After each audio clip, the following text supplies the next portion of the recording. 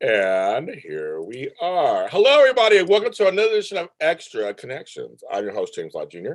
And we are here talking to people, places, things, ideas. This person is a person. Yes, he is. And he has some ideas, and he's doing it in a place. So we're going to add all that together to talk about what he is doing here. He has a show called In the Meantime. That's right, In the Meantime. It is, but you're in New York City, right? New York City? Yes, yes. My home. I love New York. I miss it terribly. I need to make a trip back. But you're in LA, right? You're in I'm LA. in LA. Yes, Right. my family's from Brooklyn and up in Spanish Harlem. So both. So Got it. some people in Manhattan, some in Brooklyn. Got it. So anyway, so let's look at all that. So the show is called In the Meantime. It's going to be happening on Sunday, November 14th, or Tuesday, November 16th. We'll talk about where you can see it, where it is, what it's all about. Hello, people in the chat room. You guys say hello, and if any questions you can, go ahead and ask. But let me introduce you to Christopher Zelno. Hi, Christopher. Hello. Good evening. I stayed up this late and everything. I know you look fresh-faced and bushy-tailed, whatever that looks Well, like. I don't know about that, but I'm very happy to be here. Thank you. Hello, Christy. Hello, Kirsten. All you guys coming on in. The water's fine. Of course, Extra Connections is on Facebook. It's on everywhere you can get your streaming services at. And it's on my YouTube channel, JLJ Media, which you're watching right now. Be kind and hit the subscribe button because I need subscribers, right? Because they always subscribers. And if you're watching this later, thank you. Pass this on to anybody else who thinks to hear this. If they're in New York City, live theater is back. It is back. I'm wearing the shirt from Six, which is playing on Broadway. The whole, we'll say Henry the Wise, I'm hooked on that whole, I'm hooked on it, hooked. So live theater, we need to talk about it. So hello, yeah. Christopher, welcome to the show. It's our first time meeting. Okay, so you are a live entertainer, correct? I am. I have lived in New York for the greater part of 35 years, and I've done Broadway and off-Broadway and regional theater and tours. And I've been in the Broadway Inspirational Voices, which was founded by Michael McElroy, which got a special Tony honor in 2019. I've been a member of that for the past 25 years. And so I'm kind of firmly planted here, even though that wasn't, I really didn't think that would still be the case, but I'm here and I'm good. Well, 35 years means you've seen a lot of New York. You've seen it go through all kinds of stages. You've seen the theater world go through so many stages. I watched it too as a patron. You watched it as a performer. Where are you from originally? Philadelphia originally. And not far. Right. And I went to school in Boston for a year, and then I came here and finished school, and that was 1986. So well, you mentioned that you're surprised to hear. So New York wasn't the end game for you, thought originally, right? Probably didn't think it was the end game. Well, no, it was always the end game. I was just impatient, wanted to get here really quickly. So I got here when I was 19. But I kind of thought I would have migrated west by now. Right. Palm Springs in particular. I love LA too, but I'm just not done, James. This is still where I need to be for now. I'll get out there to stay eventually, but this is where I still need to be for now. As I said, kind of to my surprise. I like that though. You're recognizing that you're not done. You're not done with New York yet. No.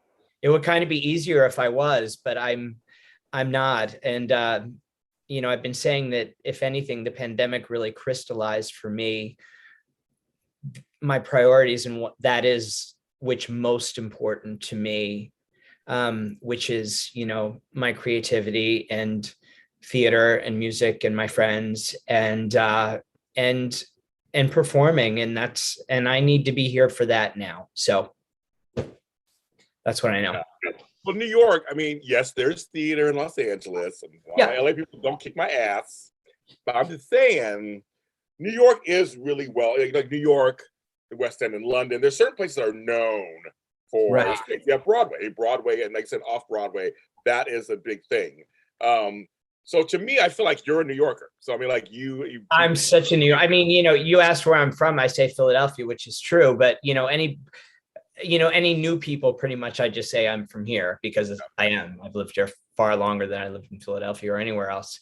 But having in terms of the theater being here, I mean, I can claim that I saw the Broadway production of Carrie 3 times in 1988, and people like, oh my God, I can't believe you saw that. I can't believe you saw that, because it lasted a month. I have the cast recording, so yeah. Dude, yeah, I have it too. Yeah. And it's like it turned into this cult thing. Did you see it? Did you see it? And I got to see it 3 times. So it's, things like that are very much perks and blessings of, getting to live in Midtown and walk down the street and go to see whatever you want to when it's available, as it had been for the first 34 years. And then we didn't have it for 18 months. We'll get to that in a second. Okay. I always make jokes that I saw Cats when it was kittens. I saw Chorus Line when it was 2 people. I always make jokes that, I mean, I saw this stuff way back when, the original productions, or at least the second wave productions. Right. Because I sleep with steaks on my face, look this young, kind of. But I'm a lot older than people think. But I remember seeing, I remember the theater was alive, and then in the 80s and 90s, we lost a lot of theater folks to AIDS, and I remember seeing that was a tough part.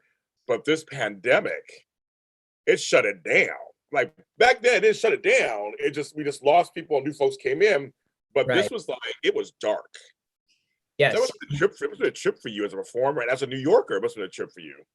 It was certainly not what any of us saw coming. My friend Bradley Dean, who directed my show and who's in my show with me, he's in Phantom of the Opera on Broadway. And that Thursday, I believe it was March 13th or something, they found out by reading the New York Times online that it was to be their last performance. And then they were told that they were going to, be closed for 2 weeks. And it took 19 months. Yes. Okay. So folks, remember this. For me in LA, say March 17th, 2020, that was the day living in infamy. All out here for us was all the studios shut down. Right. So it's like, I was informed to stay home, and then we were going to try to figure out a way to do it through Zoom. Hello, my best friend now. We were going to learn how this whole new Zoom thing. We're going to figure it out somehow, and continue. We're not in the studio anymore. Everybody stop, and show stop production. It was crazy. Texas Ranger fan asked our audiences back. Yes, Broadway. I don't know if all Broadway is open yet, but I know Broadway has opened some shows. A lot of off Broadway is open, and more so all the time, and more Broadway shows are opening all the time. I mean, it's I believe that almost everything that's been scheduled to reopen on Broadway has. Yeah. Okay. Now, yeah, they kind of did it in waves. Yeah. So folks, so people. I mean, I talked about 6. I saw when they did their opening, and then I saw another show there about that. So I mean, they're back, and they're wearing masks, and they're figuring out a way to do this. Yep. But back to the shutting down. Yes, out in LA, we had a similar situation. It was kind of like, that's it. Don't report to work. Don't report to the studio. Stay where you are. You work on The Bold and the Beautiful? I do stuff with The Bold and the Beautiful, Young and the Restless, General Hospital. Yes, I work with CBS. Yeah, and they shut down. Everybody shut down. And then, as you know, they ran out of soaps. They ran out of episodes last year. I know, and they had to do the classic episodes. Yes. I'm a YNR fan. I've So as you know, Gary Douglas passed away, who played John Abbott. Yes, who played John Abbott. That just happened a couple of days ago, right? Yeah. So we're feeling that one. But yes, I'm friends with Eric Braden. I'm friends with Michelle Stafford. These are actually my actual friends. Sean Cain, you said. Sean Cain is one of my best friends. Yeah, he is. One day you need to meet him because he is super nice. Oh, I'm not surprised at all. And he has good Hollywood stories. Like, he gets it. He's in our age group. He gets it. He's been through the mill, the grist for the mill, as they say. Yeah. He gets it. He's very inventive. He has Studio City. He's doing movies. Now he's back on Bold and the Beautiful. Like, he's a hustler, and that's why we get along so well. We're both hustlers, but he's good. As Deacon, he's good. He's a good actor. I'm glad that he's persevered. Yeah, he has. Which, as you know, how that is. But yeah, the pandemic was such a strange thing, and I, as a New Yorker myself, but being in LA, I felt like, wow, must be a trip to be in New York, and this whole section of town is just like. It was unfathomable. It's unfathomable. Yeah, I can believe it. So now, okay, so then what? So before we get to your stuff you're doing now, but what did you do during last year? How'd you keep yourself occupied? Were you depressed? Were you just like in a state like screw everything? I mean, like, what was it? What were you like? Well, I had some friends in Connecticut that came down and like rescued me. They believed that I needed to be removed from here, so I spent like a week or so in Connecticut, and then I came back, and I wanted to be here. I wanted to be, in the city in which I live, no matter what. I wanted to be home, and I just kind of figured out what I could do and what I couldn't do, and what I never stopped doing was. Once a week I would go and I would have like a vocal coaching and sing. Okay. I would take the subway uptown, and my friend was in my pod, and he had the COVID virus, so he had the antibodies, and I'm like, that's okay. I need to, I need to do something for my spirit. And so that was my once a week thing initially. And then, more and more it felt a little, it was like trying it out, seeing people in new contexts and stuff. And, eventually we were able to do performances over Zoom, which that was good virtual performance. I mean, it was better than nothing. Right. It was better than nothing. But, talk about taking things for granted. What we had taken for granted for so long. Christopher, so the last musical I saw live right before the pandemic was Donna Summer the musical. It was playing at the Pantages out here. We had a great time. It was a great show, great time. Right. And that's why I was like, I really miss going out to see stuff. Like I was so like, when I went to my first restaurants. Big deal, right? I got waited on by somebody. I was with a mask and everything. But I'm like, I'll have some water and I'll have some bread too, sure. And like, I don't have to wash the dishes after. I can just leave. Just leave it all here, and I'll see you later. Like we take so much for granted. It was such an event going back to a restaurant. But I mean, I live 4 blocks from 54 Below from the club. Oh, yes. So like I have the great luxury and privilege of walking to see some of the best cabaret artists that there are, walking and then walking home and just a couple of blocks further to Broadway shows. And I've had that luxury and that privilege for years and years. And it kind of took, the pandemic for me to realize how good I really had it, how, locked in I've been to, just where everybody where so many people want to be. I've been so spoiled, and I will never take for granted ever again going to a cabaret, going to a Broadway show, going to any show. Yeah, go to one man show, one woman show, anything. I mean, to not have live performance and to be told that singing is the worst thing that you could do. Yes, remember that? Yeah, because of the something, some word begins with an A. So it's like, fuck. I thought I don't know. I sing all the time. I can't sing. I can't like. I thought that I didn't know if I wanted to live in a world where you couldn't sing or you couldn't touch people and I know connect and be creative. And I thought, I don't know if I can or want to do this. Yeah. Christy Hennon says she misses so much too. Texas Rangers fan, I'll ask him that question in a sec. I want to finish this little thing about this. They have a question for you, but it's for something else. Okay. Sure. I'll remember. I'll get back to it. Okay. So like you said, your theater, when did you know that theater was kind of the main route you wanted to go? Because there's TV, movie, this, that. When you saw this theater? Always, maybe from before I was 10, because living in Philadelphia, I was fortunate that all the tours came through Philadelphia. So Philly was a big, touring, is still a big touring town, and my grandparents would take me. So, from a very, very early age, it was, I wanted to be on stage. Yes. And Isn't it amazing? I mean, for you, what does being on stage in front of a live audience bring to you? it's like nothing else. It's still like nothing else. I mean, when it's good, and I mean it's good most of the time, but when it's really good, it's transcendent, it's euphoric. It remains that. I mean, just that communion between performer and an audience, and connecting with other performers. I like doing things with people, and to have that shared experience is just one of the great joys of my life. And to have had having had to stop that as we did last year, I really had to take such stock about what mattered the most. And what matters the most to me is not moving to Palm Springs now. I'll move to Palm Springs eventually, Yes, yes. but I'm here for now, because this is where I need to be for now. Okay, so let's talk. This leads into your show. Okay, so your show's called In the Meantime. Tell us exactly what is In the Meantime.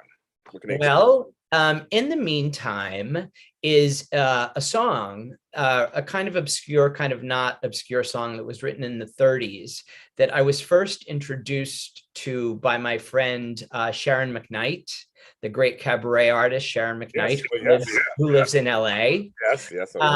So I first heard her sing that in 1993, and having kind of like come up through the ranks in New York in the late 80s, the early 90s, growing up in the, coming to age in the gay community at that time here in New York, there was a lot going on. So when I first heard Sharon's, a lot going on. So when I first heard Sharon sing that in 1993, it really resonated for me, that song In the Meantime. And I thought, if I ever do a show, I'm singing this. And it took decades to, put a show together, but it was important to that thought remained, that title, that song would kind of be the cornerstone of my show. And, and the title has remained very apt, because we are still in the meantime. Everything is in the meantime. Yeah. So just that's never going to go out of style. And I'm so glad that I chose that song and that title. Very good. So the show was a collection of songs. Is it a collection of songs? The show was a collection of songs. We first did it at the Green Room 42 in 2019, January of 2019. We were supposed to do it again in November of 2019, but someone very close to me was ill and I had to cancel the week before. That was hard. And then we were supposed to do it in March of 2020, and we got canceled the week before. So this, third time's the charm coming back. And as it's looking right now, we're going to have shows on Sunday and Tuesday. So it's been a long time in the coming. You must be giddy excited. You must be giddily excited. I am. I am. I'm a lot of things. I mean, I was kind of born nervous. Yeah. Okay. That's fine. Hey, that's fine. Yeah. It means you care. It means you care. Yeah, but I mean, the show is about a third different than what we did in January of 2019. Had we done it the other times we were scheduled, it would have been that same show. But the show's different now because the world has changed and we've all changed. And we needed to have it be different. So it's the show for now. And but I'm really pleased with how it's grown and developed. I've had great people to help me. I have great people performing with me. And I feel so supported, and that helps a lot. I mean, the only thing that's really wrong is what goes on in here, Yeah. Well, yeah. So, yeah. Yeah, now, if I'm reading this correctly, some of the songs you'll be singing are from Annie Lennox, Stephen Sondheim, Tom Kitt, Pink, Freddie Mercury, yes. Green Day. Yeah, it's just kind of like the soundtrack of my my angst. Like that. Not all angst, but yeah, the song selections were entirely of my choosing, and I didn't look for songs. I just wait for them to come to me. I wait until Spirit speaks, and then and then I just kind of strung them together. And so there is an arc to the evening. There was more spoken word when we did the show before, but now there's less spoken word, which is kind of letting the music speak for itself more. And I'm just singing, we're just singing what I wanted. And that's really fun. And we have, great new arrangements of old favorites, and some of the things we've just kept the arrangements, and it's just like the aural, AURAL, I think it's spelled. The aural landscape is very varied, and I love that.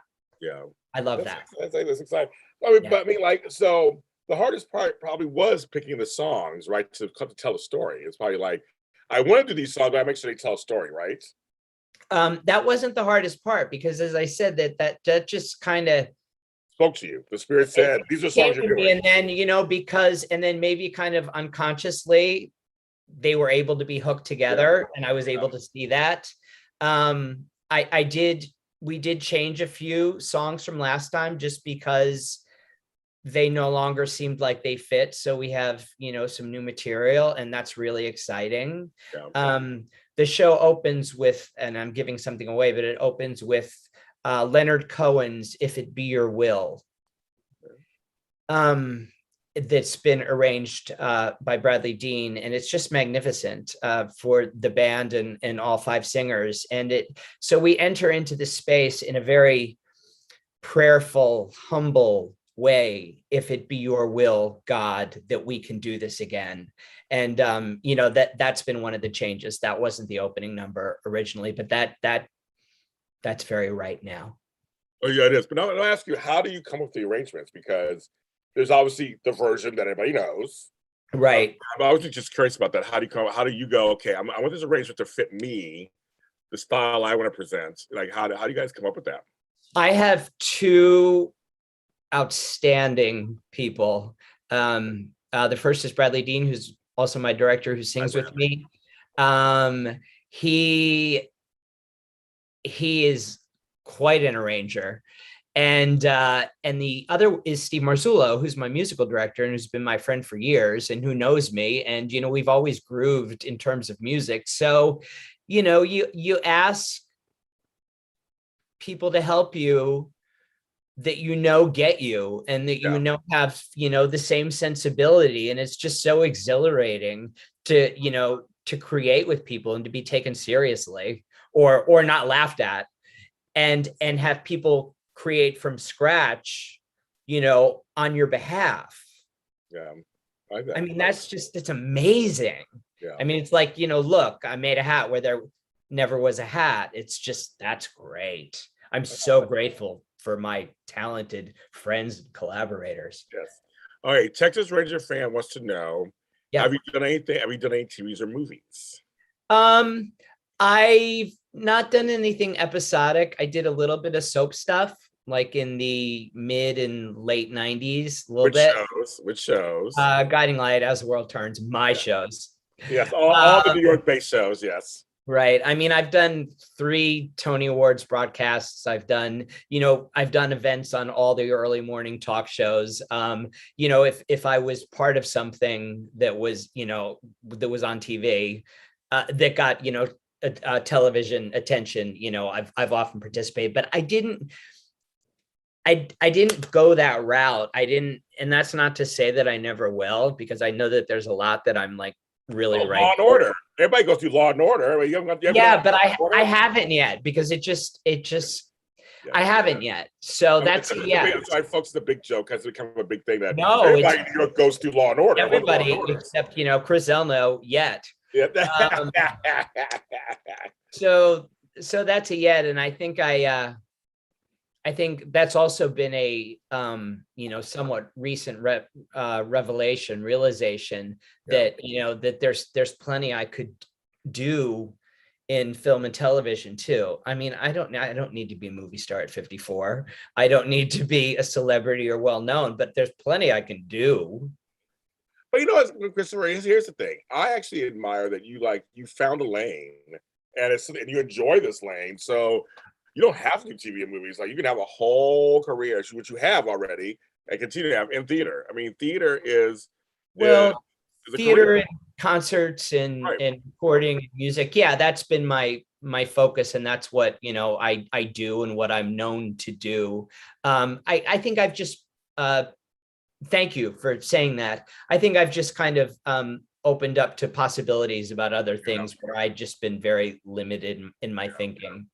I think there's nothing wrong. I think there's nothing wrong with that. I mean, it's like some people No, find what they like. There's some people who are just singers. Like for you, have you mostly done musicals or have you done some play productions? I have it professionally. It's been almost entirely musicals. That's what I thought. Yes. Yes. I'm the tenor. Oh, there you go. Right. But you're right. I mean, it's on stage. Stage is my passion, Yeah. and live is my passion. So that's just what I've always wanted to do more and more of, and still want more and more of. Who have you worked with? Because you worked with many people, many names people that people know. Who have you worked with that really pleasantly surprised you over the years? You're just like, okay, this person I loved it, or this person just really was a generous actor. Somebody just surprised you. I got an answer. Liza Minnelli. Not that I was completely surprised, but it was in 2002. It was right after she got married to that David guy. Oh yeah, David Guest. She was really happy. But she was really happy, and the reason that I was working with her was because she had booked all these concerts in London. It was her return, and she had hired dancers who couldn't sing. They realized later they couldn't sing, so we did all these recordings to dub in to her London return. Yes. So she was, a few evenings with her were just, I'll never forget. She was so nice and so complimentary and so musical and so alive. Wow. And she took us to dinner, and I just thought, just treasure this, because this isn't something that you ever would have expected. And this is golden. It's special. It's really special, because the whole thing was entirely unplanned. They didn't know those guys couldn't sing. It was like a last minute call in, and there were just a few of us, and it was a great memory. That's so fun. I love Liza with a Z. Okay. Yeah. I love her. Males that you've worked with, is there anyone stands out to you?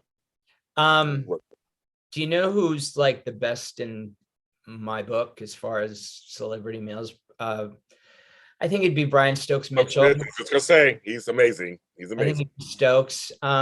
He made his solo Carnegie Hall debut in 2007, and he asked the Broadway Inspirational Voices, of which I've been a member for many years, to do a tune with him. And it was just astonishing to be on stage in Carnegie Hall singing with Stokes and my BIV friends. And then a couple years later, BIV did a fundraiser, and there were 9 of us that got to sing with Stokes that same song. It was Grateful. It was the John Bucchino song, which is just beautiful. It's on one of Brian's albums. And throughout the years, we've done events and benefits and one-offs and stuff together. And I'm just always so astounded by his charm and talent and graciousness and grace. Is he underrated? Is he underrated, or is he celebrated correctly? I feel like he's underrated a bit. Like on Broadway, he's celebrated, but I just wonder I feel like he should be just known by everybody. He's so talented. He's immensely talented. If you'll remember, he was on Trapper John MD before he ever came to Broadway. Yes. I don't know what he's wanted. Maybe it's quite possible that it's entirely fine with him, that he's achieved what he has, doing what he has, and maybe that's all just been great with him, and that he hasn't, he had been in LA, he had done LA, maybe staying here and doing musicals and doing cabaret. And I know he tours a great deal and he does concerts. And, from what I understand, he's really happy in his life. And I remember after the Carnegie Hall concert, he wrote handwritten notes to each of us in BIV and thanked us, he said, for our Carnegie Hall concert. Oh, So like handwritten notes that came in the mail. Remember? Yeah, I get it. I'm like, stamp that's on right. them. And I was just, I'm like, wow, that's a classy guy. And he still is. He still is. He's just always so nice and so warm. And he's, I don't know. I think the world of him. Texas Ranger fan wants to know, any funny stories from going up on your lines? That's the question. No, because No. I don't go up. He's like, nope, he doesn't do, he don't do that, kid. So no, okay. I kind of have a memory like an elephant, that once I know something, it may take me a few minutes to get it, but once I know something, it stays. And I'm just, I would be lying if I said I had funny stories about going up on lines or music or anything, because I generally don't. That's just me. Yeah. Well, I was going to say, it's a muscle memory anyway. It's a muscle, and so you developed your muscle over the years. So when you're doing a show, you're immersed, you're committed, correct? Yeah. If I'm doing a show, or if I'm singing in a concert or whatever, I mean, I just, I try to know the words. At the very least. Yeah. I mean, know the words, yes. But I don't think that's an automatic easy for people. I mean, some of the most talented people, some people I know that are enormously talented have trouble with lyrics, or think they have trouble, or get nervous about lyrics. And that's okay. It in no way takes away from their talent. It's just something that they worry about. I worry about 5 million other things, but words and lyrics is generally not one of them. I got that down. Everything else is chaos, but I got the show down. The show is good. I'm ready to go every time. Do you know who I really admire? Male on Broadway, Norm Lewis. Do you know Norm Lewis? He was he was nominated for a Tony for Porgy and Bess in 2012. Okay. He's done like 13 shows. He's done a lot of television. He was on this last season of Pose with Billy Porter. Oh, okay. He was the priest. Wasn't there a priest? Yes, there was when Pray Tell goes back home. Yes. Oh, that was Norm. So I've known him for decades too, and he's in the same mold of Brian Stokes Mitchell, just really talented and warm and humble and nice to everybody, and that's a lot to admire. So Norm Lewis will always get my vote. We talked about, Broadway's a funny place because almost like Hollywood, it's a rat race. It's competition central. It is like, there's so many shows going on, there are productions, everybody's trying to make it, it is a course line basically, so to speak. They capture that a lot when they talk about the Broadway. But for you, why do you stay in it? Like, what keeps you fresh? What keeps you just like, year after year, I am still doing this theater thing in New York? Well, I would say that my drive and my hunger has, gone up and down over the years, and my focus. There have been many times when I just waited for things to come, to be asked to do something. Yeah. Auditioning is hard. The business is hard. There have been times when I've really been up for everything that the business entails. And then there have been times when I was more okay to just kind of, be a little passive and, to do what I was asked to do when I was asked to do it. But I'm kind of feeling in a season of drive and focus, or else I wouldn't have put a an enormous show together for 2 nights Right. at the 42, so Hello. Right. yeah, so I guess that I may have more temerity than I give myself credit for. I love it. I do. I love it. So where can they find the show? Where is the show playing? How can Okay, so you have this flyer that Yes. yes, and So I'm sharing that. I've been sharing that everywhere. thank you. So our show is called In the Meantime, and it's playing at the Green Room 42 in New York City, which is in Hotel YOTEL, or just YOTEL. I don't know how they brand it. On 10th Avenue between 41st and 42nd Street. We're there this Sunday, November 14th at 9:30, and this and next Tuesday, the 16th at 7:00. And it's me, and I have 4 other glorious singers that kind of come in and out. And I have a band of 5 tremendous musicians, and we're just there to celebrate the return of live performance, and hopefully, we're making some nice music. So that's where I'll be. And as I said at the beginning, we did do an iteration of this before, but having had to cancel 2 times since then, I am ready. He's ready. I wish I could be there. I wish I could be there. Break a leg. I think it should be great. Thank you. Thank you so much. It's gonna be good. It's gonna be good. So one of these days, I get back to New York, and when you're performing, I will come see you. I think, or you come to LA to perform, or else I'll have to come to LA to perform. I know there's a few new clubs there now, right? There is. Hellos in somewhere. Is that what it's called? Yeah, there's that one. There's also but there's also places like the Greenway Arts Theater, the Boogaloo Theater. I mean, there's a bunch of smaller theaters that have a lot of great productions that are opening back at the Odyssey Theater. There's a whole bunch that are starting to come around. Right. And you got to play the Hotel Cafe and all these places.